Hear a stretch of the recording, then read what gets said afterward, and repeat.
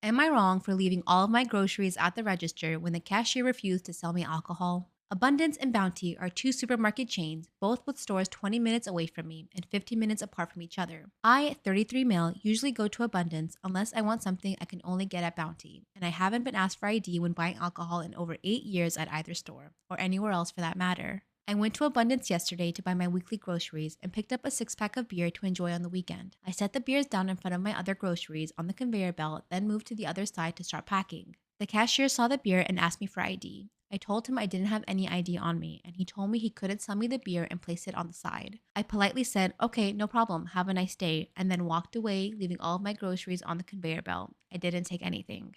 As I walked away, he shouted, "Excuse me, sir," but I saw no reason to waste time on continuing a discussion because he already made his decision, and I understand how strict they need to be when it comes to alcohol and ID. My mother worked in a liquor store for several years. To be very clear, I did not do this to get back at him, but rather because it meant I needed to go to Bounty to get the beer, and it didn't make sense to drag all of my heavy grocery items from Abundance to Bounty when I could just get the same groceries from Bounty, including the beer. I also figured carrying bags of groceries from Abundance around Bounty wasn't wise because it might raise suspicion of shoplifting. So I went from Abundance to Bounty, bought everything I needed from Bounty, including the beer, then went home. When I got back, my girlfriend asked why it took so long, and after explaining it, she said I was an asshole for making things difficult for the staff at Abundance, because they would need to restock all of my stuff and possibly throw things away. I don't know if the last part is true, but she knows someone who works in a similar store and explained that they're pretty strict on how long certain products are allowed to be outside the freezer and refrigerators. She also said it was extremely rude that I just walked away when the cashier was trying to talk to me. I asked what she would have done, but she didn't have an answer besides just coming home without the beer, but I don't see that as a solution. So, am I the asshole? I, 41 male, missed the birth of my daughter to attend my first child's 24 female wedding. I, 41 male, had my first child, Amanda, 24 female, young, and despite plans to marry her mom, Betty, 45 female, it didn't work out. After Betty moved away, she took Amanda with her, and since she had primary custody, I didn't get to spend as much time with her as I wanted for years. It got better when Amanda was in her teens, but I could tell that she always resented the fact that I wasn't around like all the other dads at her school. It started getting worse when I married my wife, Tiffany, 35 female, and she was the only woman I had brought around Amanda and didn't like how I didn't always give her my full attention. Again, I tried everything I could to reassure Amanda that I still loved her and wouldn't marry anyone who tried to make me choose between them and her. Unfortunately, Amanda tried to stage a breakup between Tiffany and I, and that's when I finally decided to try family therapy, but Betty didn't make it easy. For the longest time, Tiffany was very patient and understanding, but after we got married, she started being more vocal about how I had a habit of dropping plans with her in favor of Amanda. Tiffany told me that when it comes to emergencies, she expects me to choose my daughter over her, but doesn't like how I will cancel at the last minute to run off with Amanda with her mom, and that if things didn't change, she would rather just get an annulment. After numerous talks, I began putting my foot down more with Amanda, and she would either accuse me of abandoning her or just give me the silent treatment. This included missing therapy appointments. It took a lot of work, but I was able to find a nice balance between Tiffany and Amanda, and I thought all was good. It was agreed that anything I had scheduled with Amanda would come before whatever Tiffany wanted to do on that same or near time, and vice versa. I was so excited when Amanda told me that she was getting married and wanted me to walk her down the aisle. I'd saved the date and everything. Unfortunately, about a few weeks after confirming of RSVPing, Tiffany discovered that she was pregnant, and the estimated delivery date was in the same month as Amanda's wedding. I panicked and took a while to muster up the courage to inform Amanda of the situation. When I did, the first thing she said was that she wasn't going to change her date and reminded me that I had agreed to come to her wedding before realizing that Tiffany was pregnant. Amanda's wedding was about a 3-hour drive from where I lived, so if Tiffany went into labor while I was at the wedding, it would take a while for me to get there. I agonized over this for weeks before making the decision to attend the wedding and just hoped that the baby wouldn't arrive on that exact date. Tiffany said she was understanding, but my mother-in-law and sister-in-law took turns chewing me out over it. On the day of the wedding, I got a text that Tiffany went into labor early and to get back ASAP. But it was literally 30 minutes before I was supposed to walk Amanda down the aisle. I told Betty, and she said that if I leave now, Amanda was prepared to go full no contact with me. Knowing that labor can take hours, I took the risk of staying long enough for the ceremony and then left. I went as fast as I could, but there was an accident which slowed down the traffic, and by the time I had arrived, my second daughter, Kelly, was born. I apologized profusely, but Tiffany wouldn't hear any of it, and I received several texts from different people telling me that Amanda was angry with me as well. I just don't know what to do. Am I wrong for yelling at my wife after she blew up my phone with calls because of a fire? I work at a place where we're not allowed to have personal electronics at all. No phones, no smartwatches, no pagers. I've been working here for 6 months, so my wife knows this and understands that she should never try to contact me by my cell at work. Phones are even dropped off in our lockers, and I typically have mine on Do Not Disturb. And before this situation, my phone has never gone off in the locker before. Recently, there was a pretty big fire at a secondary work site that I do work at occasionally. But that day, I was working at the main building. Local news covered the fire before I found out because, again, no electronics. There were a few casualties and a lot of seriously injured people. My wife had been watching the news from home and started freaking out. She called me 20 freaking times, which, and I do not know if this is possible, overrode my Do Not Disturb. So my phone was ringing in my locker, and in the middle of my shift, I was called in by the managers. Am I wrong for yelling at my wife after she blew up my phone with calls because of a fire? In the middle of my shift, I got called into my manager's office and was chewed out and written up. They told me to go take care of whatever was making my phone go off before I went back to work. And I won't lie, when I saw the 20 missed calls for my wife, I was seriously pissed off. Like I said, she knows not to try to contact me directly, and a citation hurt my chances of getting a raise or promotion. I called her back and she was sobbing and asking if I was okay. I said of course I was okay and asked what the F was wrong with her.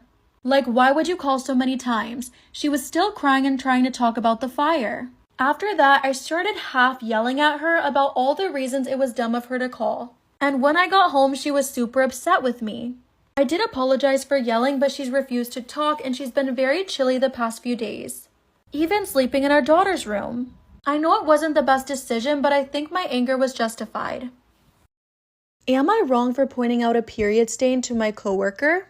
My personal thought process on these types of situations is as long as it's done super privately and not, just done in a rude way, I think it's perfect. I think it's amazing. I think if you ever see me in public on the street and I have a period stain, please tell me, but just don't be rude about it. Don't be loud and obnoxious. Just let me know, pull me to the side, Anyway, so first of all, I'm a guy and my coworker's a girl, and she's about half a decade older. I will say, though, we don't know each other that well. Well, tonight, about an hour before closing, we were sweeping together and I noticed she had a bloodstain on her pants. So I pulled her aside and whispered, "Just wanted to let you know I think you may have got your period. I have a jacket if you need it. Good man." She kind of pursed her lips at me and said okay and then stormed away. Now I just got home and I'm wiped and my boss texted me I need to call him tomorrow to talk about this situation.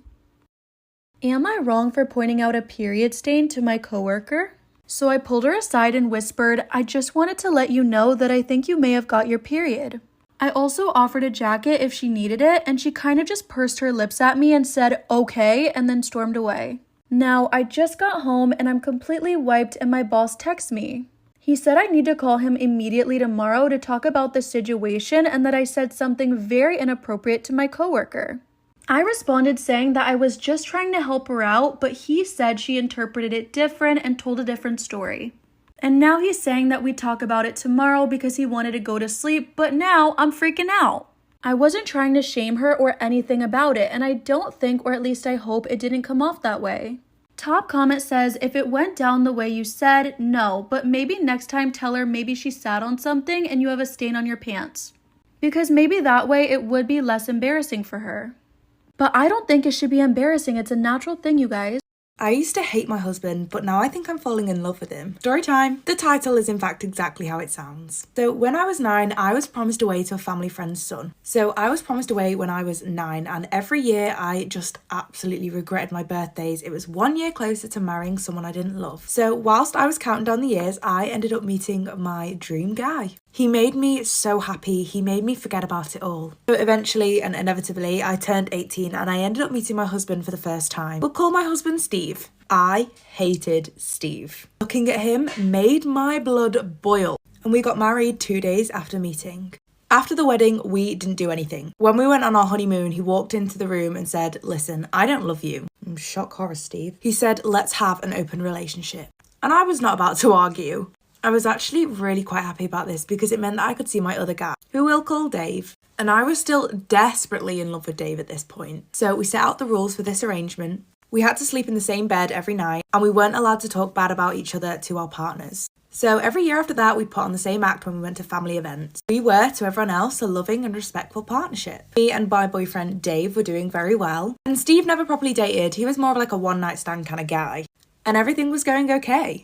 That was until I found out that Dave had been cheating on me. Dave had been seeing a girl that he knew from high school. So after I found out, I went home and I cried my eyes out. My husband Steve could hear me crying in the bedroom and he came in to see me. He asked me if everything was okay. And even though at this point I still hated him, I told him everything. Steve then held me in his arms and he held me there for what felt like hours. And after that, me and him got so much closer. And after that, I took a break from dating. Steve was still going on his one-night stands, but we were keeping each other company a lot more. We did movie nights, game nights, he took me on nights out, and then eventually he stopped going on one-night stands. And I never said anything, I never asked why. So the other night, I caught him deleting all of his dating apps. So I sat down with the snacks and he scooted over to me. He scooted just so our shoulders were touching. And I got all nervous and fluttery like I was on a high school date or something. That night whilst we were watching the movie, he got a work call and he had to leave, but he promised me he'd be back as soon as he could.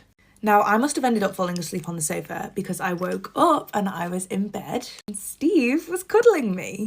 After that situation, it's never been the same. The man that I'd hated for years and years, the one that I'd resented for who I thought he was, turned out to be the exact opposite. Now I have the biggest crush on my husband, and I can't believe it has taken me 3 years to work out that he is not responsible for this marriage. He buys me flowers every week now. And he even bought me an upgrade to my engagement ring. Love you, Steve. My boyfriend cheated on me with my mum. Story time. So let's call my boyfriend Steve. God's sake, Steve, not again. So I met darling Steve at a work conference about 3 years ago. He was funny, good looking, charming. He's just one of those people where his very presence made my world a better place. So Steve is 8 years older than me, but our age difference never sort of caused any issues. And we literally clicked instantly. And within 6 months, we were living together. We were building what I thought was a beautiful and enduring life together. But about 6 months ago, Steve started to change. Steve was becoming increasingly distant, easily irritable, and he could no longer brighten up my darkest day anymore. Initially, I just thought it was some work-related stress or some other personal undiscussed issue, something along those lines. We'd literally always been honest and open with each other, but I was respecting his need for space. And I was just hoping he'd come to me when the time was right and when he felt comfortable. And it was about this time when my mum, who was going through the messiest divorce, asked if she could stay with us for a few weeks. She said she just needed a bit of time to get back on her feet. And I figured this was my chance to help her the way she helped me all my life. So my mum finally moves in with us. It was good for the first few weeks, but then it all started to fall apart. I left work early because I literally had the worst migraine ever. Let me tell you, I was literally so desperate to get home, but when I walked into the apartment, I heard hush voices coming from my bedroom. And if my head wasn't hurting now, let me tell you it hurt after what I saw. Steve and my mum were in a situation which, let me tell you, left absolutely no room for doubt. The shock, pain and pure betrayal that I felt is indescribable. Now, I don't run, but in this situation, I was a runner, I was a track star. I have never fled a situation quicker than I ran out of that apartment. I couldn't even speak, I was in absolute shock. So I ended up staying at my friend Amy's house and I've been here ever since. I've lost my boyfriend and my mum in the same incident. I just have so many questions, how long has this been going on? How could they do this to me? Do they even feel guilty about it? But you know what? Despite it all, I found an alarming amount of strength in it. I've started seeing a therapist. I've started to plan the logistics of starting a new life. And just to rub salt in the wound, I have found out that my mum has actually moved into my apartment. Okay, here are my thoughts. Steve was already checking out that relationship before he cheated. Now is the time to delete them, block them, and unsubscribe from their life. They don't care for your feelings, it's time for you to not care about theirs. And I'm sure Steve has, an attractive single friend out there. My dad ruined my life. Story time. So I met my guy best friend, who we'll call Steve, when I was about 9 years old. I was a little bit of a tomboy and he was so sweet and shy. So it did seem like a bit of an unlikely pairing, but we became inseparable. All the adults in our town would be like, "Ooh, when's the wedding gonna happen?" And me and Steve would just awkwardly roll our eyes. We were literally like brother and sister. I have never trusted anyone in my life the way I've trusted Steve. I genuinely cannot put it into words how incredible this boy was. So long story short, when we turned 16, the whole friendship thing kind of fell away. As soon as we turned 16, me and Steve started to date. And I started operating on the assumption that we would be spending the rest of our lives together. I could just see myself having a nice little job, 5 kids, a big garden. I was so happy, but then a year later, when I was 17, Steve just dumped me out of nowhere. I had to find out through a friend that he had run off and joined the Navy. I was absolutely heartbroken. And the part I was struggling with the most is that I had no clue why he'd left me. My parents were literally my saving grace during this time. They were so supportive and helpful. They encouraged me to just throw myself into my studies, and because of this, I got into this really good school. But I came away from this situation absolutely stunned. If I couldn't trust Steve, who was I supposed to trust? It literally felt like everything I'd ever known had been a lie. So let's fast forward a few years. I'm now 3 failed relationships in, and at this point, I'm feeling a little bit insecure and worse for wear. And to top it all off, my dad recently passed away. So one day, I'm driving to work and my phone lights up with an unknown number. And guess who's on the end of the phone? It's Steve. And he says, look, you would be 100% justified to just hang up the phone right now. He goes on to say, but I heard your dad died and I never got to clear things with him. And I'm thinking him and my dad never had beef, so I'm not really too sure what that was about. He said, but you deserve to know the truth. Do you know how scary that is? Having some person that you've not spoken to for years call you and then tell you that. Steve then goes on to say that when we were younger, my dad came to him. My dad said that I was amazing and special and I deserved a bigger life than what I had. I deserved more than just being some random person's wife and to just have their babies. He also told Steve that if we did get together, I'd realise one day that I was better and I deserved more and I'd leave him eventually. So without consulting me in this whole situation, these 2 men decided what was best for me. I cannot begin to tell you the amount of emotions that went through my body at that time. Now, I came to forgive Steve over time. He's married with 3 kids now, and they have a big garden. We've both admitted that we're still in love with each other, but are too ethical to do anything about it. I guess it's kind of the perfect tragic love story. Okay, my thoughts on this. This is heartbreaking. What the dad did, I know why he did it, but that was very wrong. The relationship may not have worked out, but it would have been nice to let it play its course, would it not, father? All she wanted was a big garden and her kids and Steve, and you took it from her.